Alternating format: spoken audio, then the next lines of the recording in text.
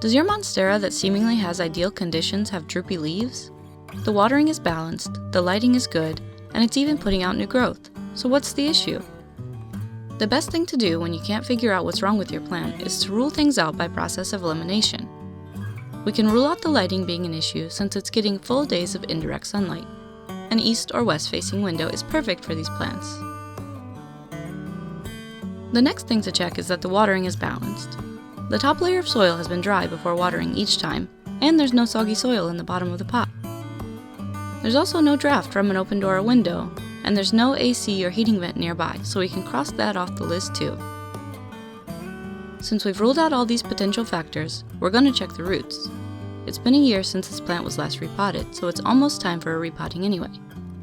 In general, monstera will need repotting about once a year. Even if the roots aren't pot-bound, the quality of the soil will decrease over time and will need to be changed. This monstera is in need of a slightly larger pot and new fresh soil.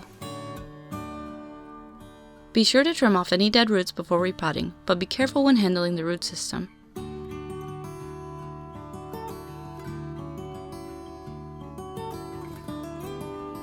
We've chosen a pot with thinner walls and better drainage, as well as a soil mix that will provide good aeration. Monstera aren't usually too particular about the soil they're planted in, but this tropical mix will really give the roots the boost they need. If you want to mix your own tropical soil, check out our video.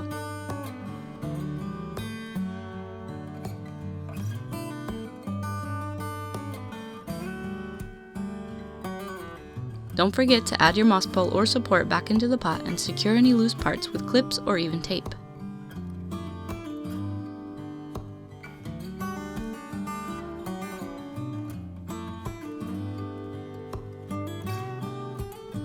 Once it's in the new pot, give it a watering and send it back home.